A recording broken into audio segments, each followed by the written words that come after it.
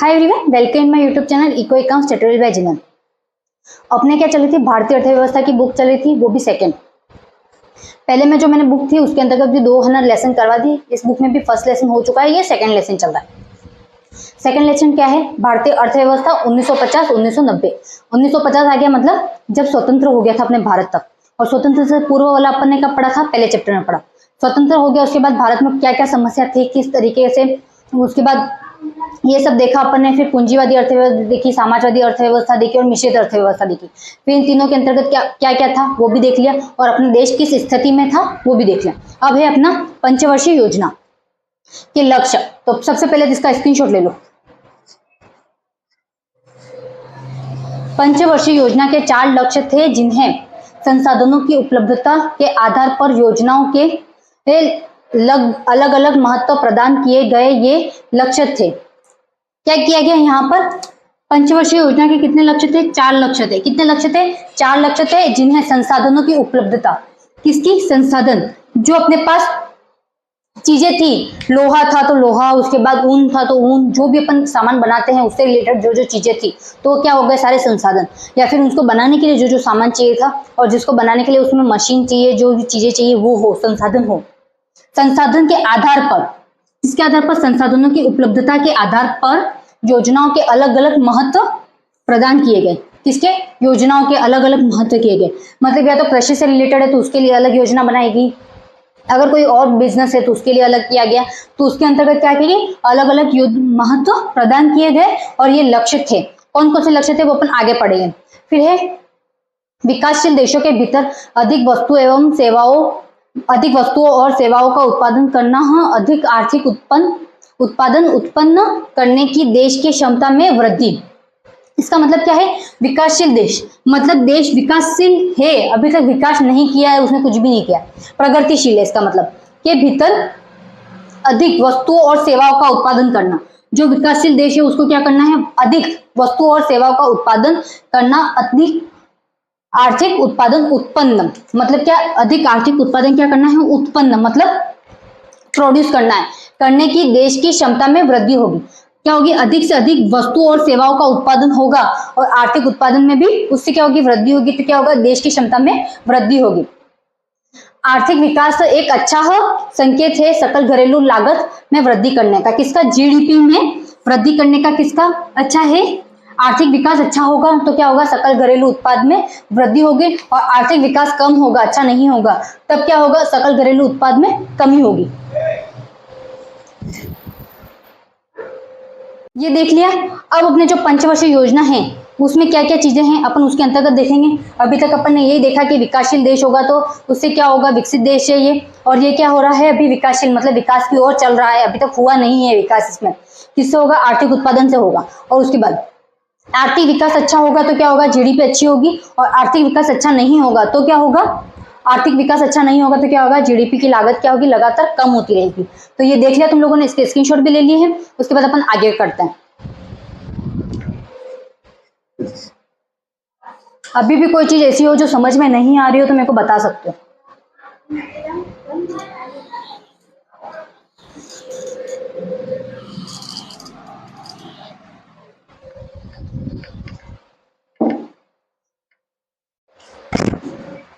अभी अपने पंचवर्षीय योजना में सबसे पहला पॉइंट क्या है? समृद्धि। समृद्धि का अर्थ क्या होता है? इसका अर्थ क्या है? देश, एक मिनट, इसका अर्थ है देश में वस्तुओं और सेवाओं का उत्पादन क्षमता में वृद्धि। इसका अभिप्राय उत्पादन पूंजी के अधिक भंडारण या परिवहन, बैंकिंग आदि सहायक सेवाओं का विस्तार या उत्पादन पूंजी तथा सेवाओं की क्षमता में वृद्धि से है। क्या है? देश में जो इसका वस्तुओं और सेवाओं का क्या हो रहा है? उत्पादन क्षमता। अभी मैंने बताया था उत्पादन क्या, अपन किसी भी चीज का क्या कर रहे हैं? अपन बना रहे हैं, तो उसके लिए अपन की कितनी क्षमता है, अपन कितना सामान बना सकते हैं।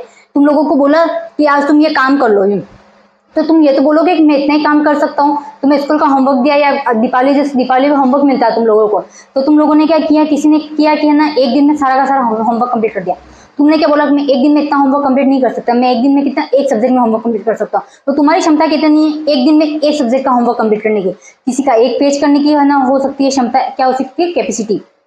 इतनी हो सकती है, किसी की ज्यादा हो सकती है। तो किस पर, जो अपने देश है, देश में वस्तु और सेवाओं का उत्पादन, कैसे, वस्तु और सेवाओं का उत्पादन क्षमता में वृद्धि कहां पर हो रही है, देश में।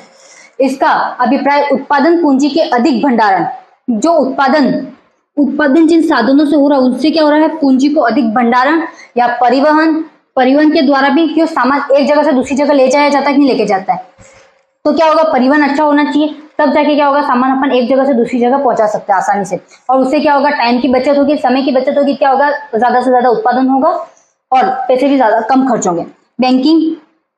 बैंकिंग की व्यवस्था भी अच्छी होनी चाहिए। आदि सहायक सेवाओं, मतलब इसके अलावा भी बहुत सारी सेवाएं, सामान अच्छे से मिल जाना चाहिए, क्वालिटी अच्छी होनी चाहिए। उसके बाद जो श्रमिक है वो भी अच्छे होने चाहिए काम करने के लिए। ऐसा नहीं हो कि श्रमिक ऐसे हो कि जिनकी कैपेसिटी है एक पेज होमवर्क करने की हो, ऐसी नहीं होनी चाहिए। ऐसे श्रमिक होने चाहिए, ऐसी कैपेसिटी होनी चाहिए उनकी कि वो सब सब्जेक्ट का होमवर्क एक साथ कंप्लीट कर सके। फिर है सहायक सेवाओं का विस्तार, जो सेवा है उसको विस्तार करना। ये जो सहायक सेवा है, परिवहन, बैंकिंग, जो सामान है, श्रमिक है, उनकी क्या होगी, विस्तार। उनका विस्तार होगा तो क्या होगा, उत्पादन पूंजी तथा सेवाओं की क्षमता में भी वृद्धि होगी। जो उत्पादन, जिन वस्तुओं से उत्पादन हो रहा है तो उससे क्या होगा, पूंजी, उनसे जो पूंजी प्राप्त होगी उनकी क्या होगी, सेवाओं क्षमताओं में भी वृद्धि होगी। फिर है जीडीपी। एक वर्ष की अवधि में देश में हुई सभी वस्तुओं और सेवाओं के उत्पादन का बाजार मूल्य होता है। यदि जीडीपी को केक मान लिया जाए तो समृद्धि का अर्थ उसके आकार में वृद्धि होगा। जीडीपी का क्या है, एक वर्ष मतलब एक ईयर की अवधि में देश में हुए सभी, एक वर्ष की अवधि में जितना भी उत्पादन हुआ वस्तुओं और सेवाओं का, तो वो क्या होगी, उत्पादन क्या कहलाएगा, बाजार मूल्य कहलाता है। कौन सा, जो एक वर्ष के अंतर्गत अपन ने क्या किया है, देश में सेवाओं वस्तुओं का उत्पादन किया, वो क्या कहलाएगा, बाजार मूल्य कहलाता है। और उसको क्या कहते हैं, जीडीपी कहते हैं। अब जीडीपी को क्या माना गया, यहाँ पर केक माना गया, केक मान लिया है तो समृद्धि का अर्थ उसके आकार में वृद्धि होगा। अब केक कैसा होता है, केक इतना भी हो सकता है किसी का, तो इसको क्या किया गया, केक मान लिया गया। इसके ऊपर भी और भी हो सकता है, किसी के ऊपर और भी हो सकता है, और भी हो सकता है, तो उसके ऊपर डिपेंड करता है।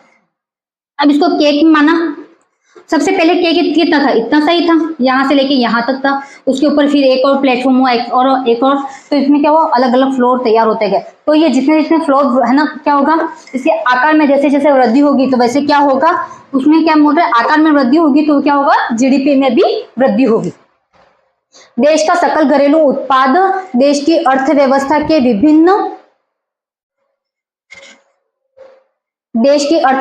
विभिन्न क्षेत्रों से प्राप्त होता है। ये क्षेत्र कृषि क्षेत्र, औद्योगिक क्षेत्र और सेवा क्षेत्र होते हैं। कौन कौन से होते हैं, सकल, जो जीडीपी है, जीडीपी का देश की अर्थव्यवस्था, जो अपनी अर्थव्यवस्था है, इकोनॉमी है, कि विभिन्न क्षेत्रों से होता है। एक क्षेत्र से नहीं होता है, डिफरेंट क्षेत्रों से होता है। और वो क्षेत्र कौन कौन से हैं, एक तो कृषि क्षेत्र है, औद्योगिक क्षेत्र है और सेवा क्षेत्र है, और भी क्षेत्र हो सकते हैं। तो एक बार इसका स्क्रीनशॉट ले लो, मैं एक बार और अच्छे से एक्सप्लेन कर देती हूँ तुम्हारा ये केक वाला, कि है ना किस तरीके से वृद्धि होगी, किस तरीके से कमी होगी।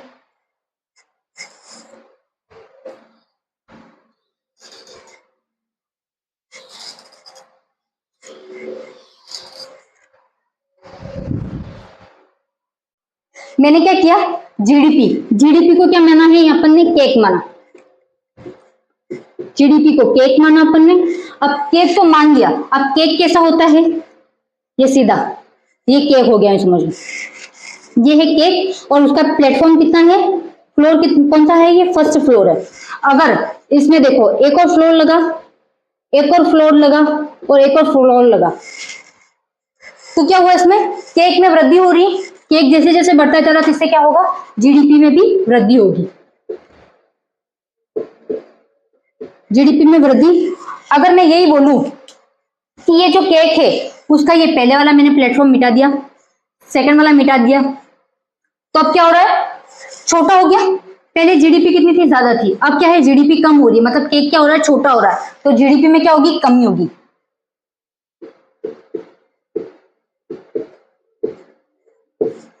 पहले तुम्हें होमवर्क ज्यादा मिलता था, पहले तुम्हारा फर्स्ट क्लास था, उसमें क्या होता था, होमवर्क कम मिलता था। फिर तुम जैसे जैसे बड़े होते गए तो उस टाइम क्या होगा, तुम्हारे होमवर्क में वृद्धि होगी।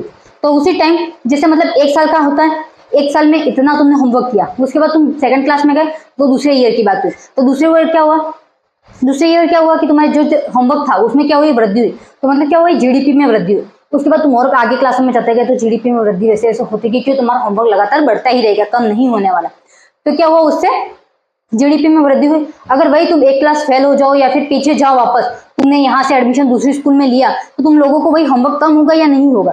तुम्हें एक दूसरी स्कूल में एडमिशन लिया, तुम पहले है ना 5th क्लास में थे, 5th क्लास से तुम लोगों को 4th क्लास में डाल दिया, तो 4th क्लास का होमवर्क कम होता है या नहीं होता।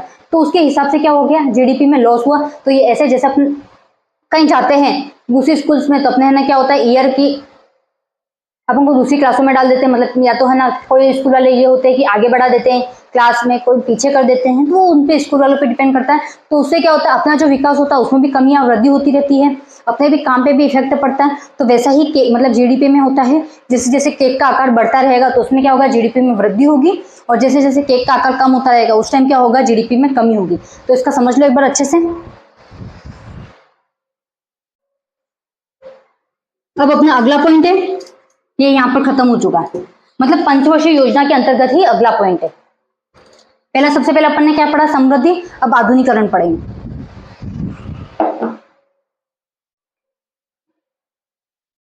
अब क्या है अपने आधुनिकरण, इसमें क्या है, वस्तु और सेवाओं का उत्पादन बढ़ाने के लिए उत्पादकों को नई प्रौद्योगिकी अपनानी पड़ती है। उदाहरण के लिए किसान पुराने बीजों के स्थान पर नई किस्म के बीजों का प्रयोग कर खेतों की पैदावार बढ़ा सकता है। यहाँ पे क्या लिखा है, वस्तु और सेवाओं का क्या कर रहे हैं यहाँ पर, उत्पादन बढ़ाने के लिए, किसको बढ़ाने के लिए, उत्पादन बढ़ाने के लिए उत्पादकों की नई प्रौद्योगिकी अपनानी पड़ती है। क्या करना पड़ता है, नई प्रौद्योगिकी मतलब नई नई चीजें अपनानी पड़ती है। पहले लोग कृषि भी करते थे, तो उस टाइम क्या करते थे, ये आग, ये जो अपने छोटी छोटी उनके ऊपर घास लग जाती है, एक बार फसल कटने के बाद क्या हो जाती है, छोटी छोटी घास है ना लगने लग जाती है, तो उस घास को क्या करते हैं, जला देते हैं। तो उससे क्या होता है, उसके जो पौष्टिक तत्व होते थे वो वहीं पर गिर जाते थे, वहां पर गिरने से क्या होता था, फिर उसके बाद दूसरी फसल उगाई जाती थी। तो वो उनका प्रोसेस था। बट अब क्या करते हैं लोग, फसलों को है ना बचाने के लिए कीटनाशकों से उनसे के लिए खाद का यूज करते हैं, उसके ऊपर वो कीटनाशक के उर्वरक आते हैं उनका यूज करते हैं। तो उससे क्या हुआ, नई नई प्रौद्योगिकी का यूज किया गया, जिससे क्या होगी, कृषि में भी वृद्धि हुई, कृषि का जो उत्पादन था उसमें वृद्धि हुई। दूसरी चीजों में भी यही हुआ, पहले मशीनों का यूज नहीं करते थे, पहले जो श्रमिक थे मतलब जो व्यक्ति थे वही सामान बनाते थे, अब सामान व्यक्ति ना बना के कौन करता है, मशीन बनाते हैं, मशीनों के द्वारा बनाया जाता है। तो उससे क्या हो रहा है, नई नई प्रौद्योगिक नीति का यूज किया जा रहा है, तो उससे क्या हो रहा है, समय की भी बचत हो रही है। उदाहरण के लिए किसान पुराने बीजों के स्थान पर नई किस्म के बीज का प्रयोग करता है, किसका, नई किस्म के बीजों का प्रयोग करता है, जिसमें कीटनाशक और उसके ऊपर डालने के लिए वो सारी चीजें आ गई, पहले कीटनाशक वगैरह ये सारी चीजें नहीं डाली जाती थी। आधुनिकरण केवल नवीन प्रौद्योगिकी के प्रयोग तक ही सीमित नहीं है, बल्कि उद्देश्य सामाजिक दृष्टिकोण में परिवर्तन लाना भी है। जैसे वह स्वीकार करना कि महिलाओं का अधिकार भी पुरुषों के समान होना चाहिए। क्या है यहाँ पर, औद्योगिकीकरण का मतलब क्या है, सिर्फ वस्तुओं और सेवाओं के उत्पादन में वृद्धि करने तक ही नहीं है, उसका कहाँ पर है, प्रौद्योगिक में सीमित नहीं है, लिखा हुआ यहाँ पर प्रौद्योगिक के प्रयोग तक ही सीमित नहीं है, बल्कि इसका उद्देश्य सामाजिक दृष्टिकोण में भी परिवर्तन करना है। जैसे यह स्वीकार करना कि महिलाओं का अधिकार भी पुरुषों के समान है। पहले क्या होता था, समाज जो थी, अपने समाज में जो स्त्रियां होती थी वो बाहर जाके काम नहीं करती थी, वो घर में ही रहती थी, पर्दा प्रथा ये सारी तुम लोगों ने सुन के रखी कि जब पति की मृत्यु हो जाती थी तो उसके साथ ही उनको भी जला दिया जाता था, ये सारी चीजें तुम लोगों ने, बाल विवाह होता था, ये सब था पहले। बट अब क्या है, ऐसा नहीं होता। विधवा विवाह प्रथा शुरू करने के लिए भी बहुत सारे ना आंदोलन हुए, उसके बाद जाके विधवा है ना प्रथा है वो शुरू हुई। तो उसी तरह, तो पहले क्या था, समाज में जो सामाजिक थे, समाज के लोग थे, वो क्या करते थे, महिला को घर के अंदर रखते थे, बाहर पुरुष जाते थे, बाहर पुरुष काम करते थे। बट अब क्या है, नई प्रौद्योगिकी, आधुनिकरण का यही नहीं है का अर्थ कि उनको सिर्फ नवीन प्रौद्योगिक जो नए सामान है उनमें ही परिवर्तन करके उनमें वृद्धि करना, उनका क्या है मोटिव, ये भी है कि जो समाज में स्त्रियां हैं, स्त्रियों का जो स्थान जो झुका हुआ है, मतलब नीचे स्तर पर रखा गया, उनको बिल्कुल कि उनको कोई अधिकार नहीं दिए जाते, उनको शिक्षा का अधिकार नहीं दिया जाता, तो उन सब अधिकारों तक उनको पहुंचाना और उसको प्राप्त करने के लिए उनको प्रोत्साहित करना, ये सारी चीजें अब क्या कहाँ पर आ गई, उसको भी करना है, वो आधुनिकरण है। अब अपने इसके अंतर्गत 2 पॉइंट बचे हुए, वो अपन कल करेंगे। अभी भी ऐसा कुछ हो जो समझ में नहीं आया हो तो मेरे को बता देना, और आई थिंक आज तो सब कुछ समझ में आ ही चुका होगा तुम लोगों को। Okay bye.